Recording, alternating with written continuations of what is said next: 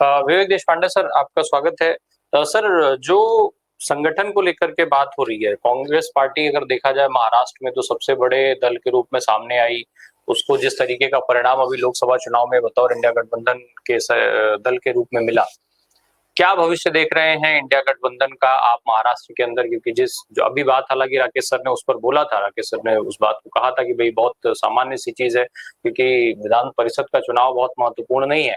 लेकिन एक संदेश तो कम लोगों के बीच में जा ही रहा है, क्योंकि अब वहां पर विधानसभा चुनाव की तैयारियां ऑलमोस्ट शुरू हो गई हैं सियासी रूप से। तो ये कितना अहम है? दूसरा, जो बात अभी राकेश सर आरएसएस को लेकर के कर रहे हैं, तो आरएसएस के अंदर क्या कुछ चल रहा है? क्योंकि एक लगातार ये चीज चर्चा में है, ये विमर्श का विषय बना हुआ है। और अभी तक सबसे ज्यादा सवाल इस चीज को लेकर के हो रहा है कि संघ की ये जो लड़ाई है, वो वास्तव में भारतीय जनता पार्टी के साथ उसकी लड़ाई चल भी रही है, या ये सारी चीजें सिर्फ दिखावा और एक डाइवर्जन है, एक डाइवर्ट करने की कोशिश हो रही है कि लोगों का ध्यान भारतीय जनता पार्टी की हार से कहीं और शिफ्ट किया जाए, एक अलग टाइप का विषय ला करके सामने रख दिया जाए कि लोगों के विमर्श में वो चीज बनी रहे और हार जो है वो किनारे हो जाए, हार पर चर्चा ना हो पाए। जी राम प्रकाश जी, सबसे पहले तो माफ कीजिए, मेरा कैमरा चल नहीं रहा था किसी कारण से, उसको रीसेट करना पड़ा, इसलिए मुझे देर से ज्वाइन कर पाया। तो ये जो संघ और बीजेपी के बीच में है, कई लोगों को ऐसी आशंका होती है कि शायद ये कुछ एक नया नाटक है, लेकिन ऐसा नहीं है। जब हम ये कहते हैं कि ये नया नाटक है तो हम उनको बहुत ज़्यादा एक्स्ट्राऑर्डिनरी ह्यूमन बीइंग्स और एक्स्ट्राऑर्डिनरी ऑर्गेनाइजेशन का दर्जा देने की कोशिश करते हैं। हम ये इस बात की ओर हमारा ध्यान नहीं रहता कि वो भी इंसान है, और इंसानों के साथ में जो प्रॉब्लम्स होते हैं वो सारे प्रॉब्लम्स उनके साथ भी होते हैं। मतलब मनमुटाव, झगड़े, दोस्ती, प्यार, ये सारी जो बातें हैं, ये जो इस आम इंसान को लागू है वो संघ परिवार को भी लागू है, और उनमें भी आपस में झगड़े वगैरह होते हैं।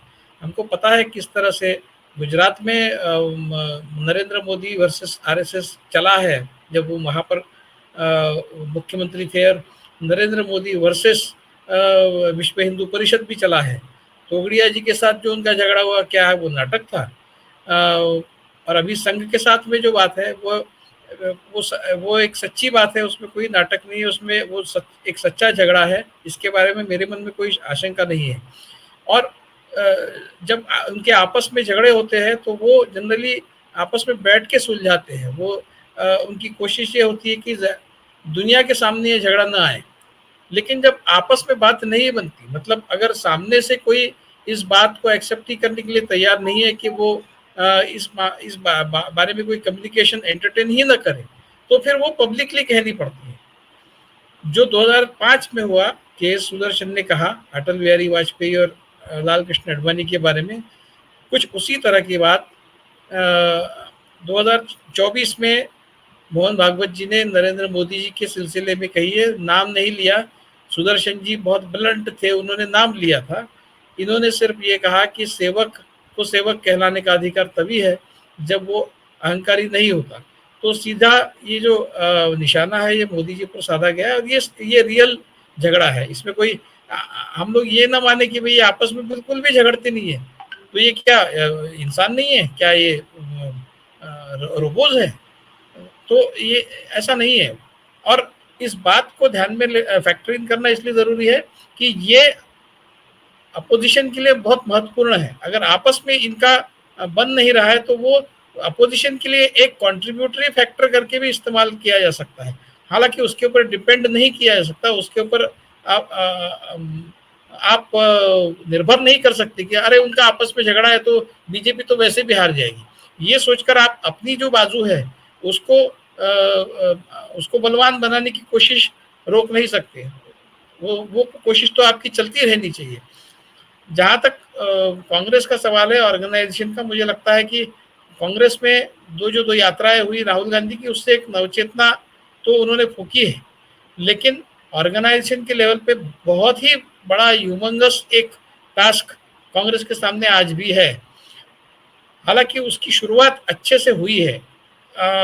जहां तक मैं जानता हूं इलेक्शन के प्रोसेस में जो कांग्रेस ने एक फुर्ती दिखाई है, एक चौकन्नापन दिखाया है, वो एक लंबे प्रोसेस का नतीजा है, जिसके तहत कांग्रेस के बूथ लेवल के वर्कर्स को इलेक्शन के दौरान, मतलब मतदान जब होता है उस दिन और जिस दिन काउंटिंग होता है और उसके बीच में जो सारा पीरियड है, उससे पहले भी, मतलब मतदान से पहले भी जब वो सारी ईवीएम्स आती है, उसका उसको कहीं स्टोर किया जाता है, उसके बाद फिर पोलिंग होता है, पोलिंग के बाद फिर उसको फिर कहीं लॉक करके रख दिया जाता है और फिर उसको खोला जाता है जब एक्चुअली मतगणना होती है उस दिन। तो ये सारी जो प्रक्रिया है, उस प्रक्रिया के दरमियान कांग्रेस के वर्कर्स को बाकायदा पूरे देश में ट्रेनिंग दिया गया। हालांकि वो अभी भी सफिशिएंट नहीं है, लेकिन एक बहुत बड़े लेवल पर कांग्रेस के वर्कर्स को ट्रेनिंग दिया गया कि ये पूरा जो रेजिमेंट है, इस रेजिमेंट में अपने आपको किस तरह से कंडक्ट करना है, आपको क्या क्या देखना है, आपके डूज और डू नॉट्स क्या है। ये एक बाकायदा ट्रेनिंग मॉड्यूल के तहत कांग्रेस के वर्कर्स को ट्रेनिंग दिया गया और बहुत सारी कॉन्स्टिट्यूंसीज में बिल्कुल उसी तरह से आपने देखा होगा, कपिल सिब्बल ने भी एक वीडियो जारी किया था, वो भी काफी मददगार साबित हुआ। तो ये सारा ये एहतियात बरता गया, जिसके नतीजे हमने जब चुनाव के नतीजे है उस हमने देखा कि कांग्रेस जो है और अपोजिशन जो है, बाकी पार्टियों का मुझे पता नहीं उन्होंने क्या इसी तरह से अपने लोगों का ट्रेनिंग किया या नहीं किया, लेकिन कांग्रेस ने ये ट्रेनिंग किया है। तो ये ऑर्गेनाइजेशन को फिर से रीबिल्ड करने का प्रोसेस जो है, उसकी ये शुरुआत है। एक ऑर्गेनाइजेशन के स्तर पर कांग्रेस ने अच्छा काम इलेक्शन के दौरान किया है, अब इसको आगे ले जाना है।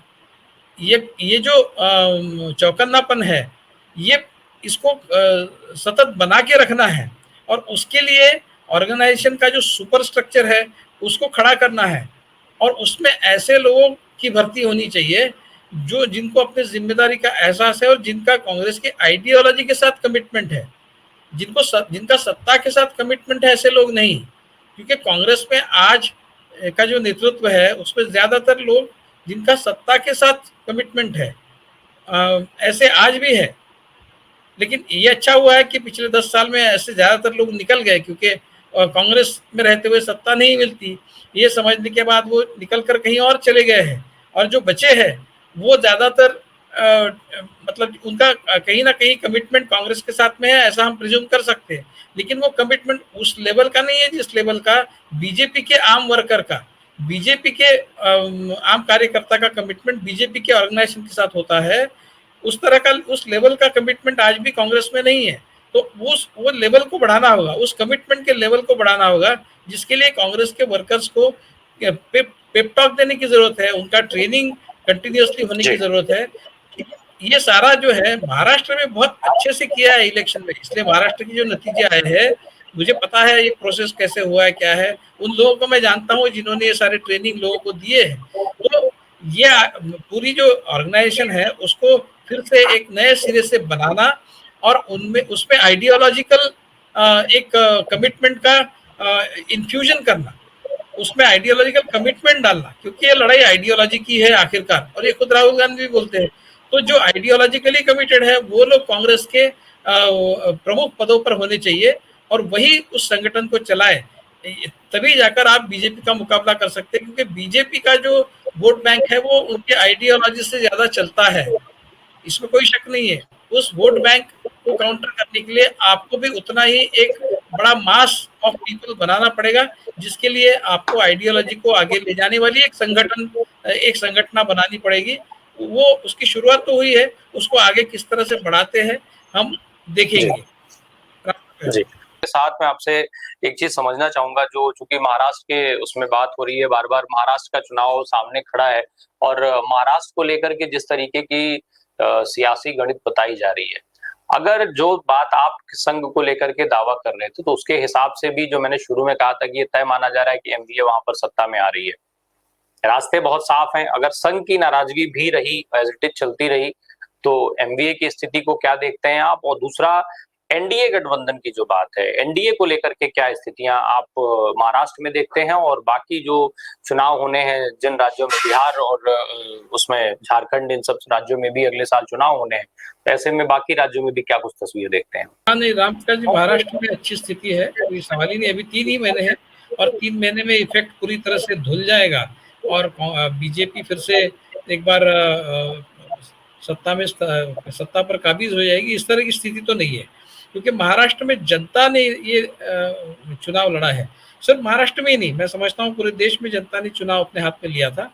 उसका फायदा भी कांग्रेस को हुआ है। राहुल गांधी की यात्रा का फायदा तो हुआ है।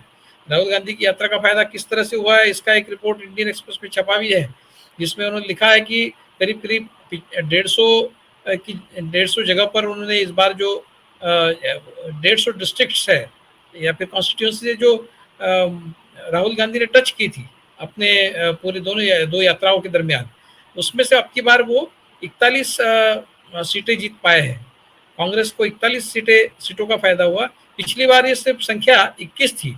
तो फायदा तो हुआ है। आप जब लोगों के संपर्क में रहते हैं सतत, उसका फायदा होता है। राहुल गांधी एक पार्ट टाइम पॉलिटिशियन के रूप में जो पहले उनकी एक इमेज थी, वो बस इलेक्शन आने से पहले थोड़े दिनों तक वो कार्यरत रहते थे। बाकी वो जिस तरह से मोदी जी 24/7 करते हैं पॉलिटिक्स, राहुल गांधी बहुत ही कम दिखाई देते थे। अभी वो बहुत ज्यादा एक्टिव हो गए, ये अच्छी बात है, लेकिन ये आप उनको मेंटेन करना पड़ेगा।